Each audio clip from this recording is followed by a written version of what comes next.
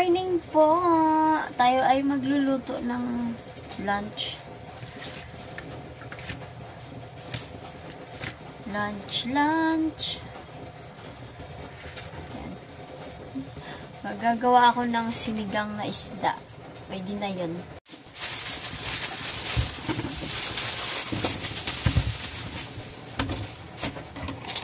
Ano ko muna, tas hugasan. Pagkatapos hugasan, saka ko na hihiwain.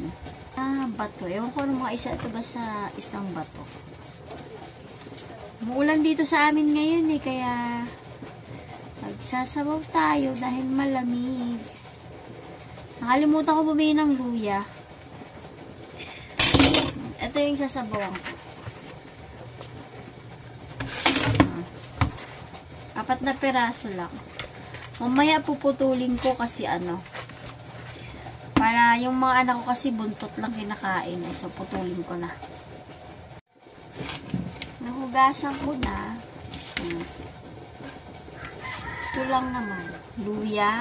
Hiwain ko yung luya. Pero ako naman ang hihiwain ko. Gusto ko sana buo, kaya lang pag kinain kasi parang masarap to buo kasi kaya lang hirapan ako mamaya pagkainan na kasi puputol-putulin tagas pa naman ng ready na.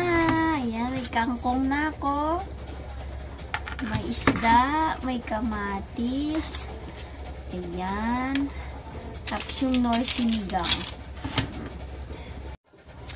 Tapos, sabaw niya ay hugas bigas. Hugas bigas to guys sabaw ko dun sa isda. Nilagay ko na yung kamatis. Ayan na yung kamatis guys. Pakukuluan na lang natin. Kumukulo na siya. Lalagyan ko siya ng panigang.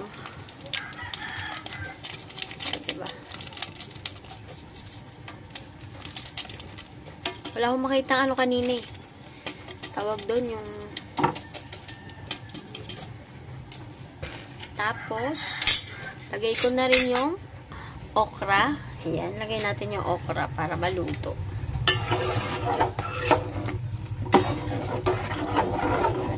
Nilagyan ko na rin ng asin. Ayan, lagay ko na yung kangkong.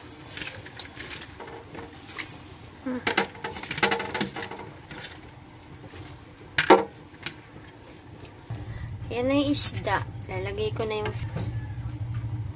diba? Ayan na po, luto na.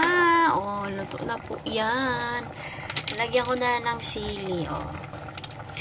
Kain na tayo ng lunch. Hindi ko masyadong pinaasiman to kasi hirap din higupin ang sabaw kung masyadong maasim. Sarap. Madurog to mamaya sarap. Yummy gulay.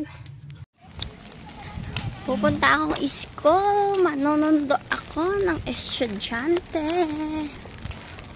Lapit lang naman yung school dito sa amin. Mga 2 minutes na lakad lang. Diba malapit na ako. Muulan na naman. Maapoy. Ayan na si Brie. Gutom daw siya. Diba? Gusto niyang kumain. Tapos na mo sa exam mo, Brie? Ay lang. May naisagot ka ba? Yeah. Sa tingin mo tama? Nagalit si teacher. Akala ko sa'yo. Si teacher, nagalit kay hayaan mo na. Kasi binibilasan niya. Sabi daw, dyan na siya. Sabi daw, dyan na siya sa 9. Hayaan mo na sila. Binabasa ba ng teacher ang nyo? Yung questions, ganon?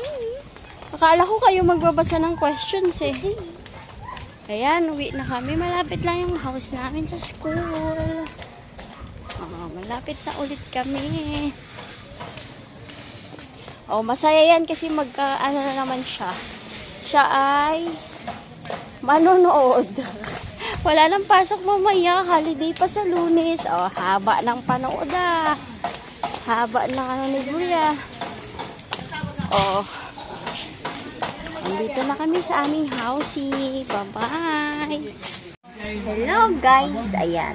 Si Bebe ay dumating na sa housey. Tapos sa exam niya? At gutom ako. Gutom siya. Gusto na shawarma. 25 yung shawarma. Kaya lang magla-lunch siya 10:30 na. Bagay, pwede pa naman mo yan. Hiniiya kay Papang may bibili kita shawarma. Pera. Pera mo, hanapin mo yung pera mo sa taas. Galing dyan ito eh. Akal Gordon. Oo. Sabi mo ah. Pagod yung bata, nag-exam. Kasi niya ang kanyang merienda. Di ba gutom siya? Ayan, bumili akong burger.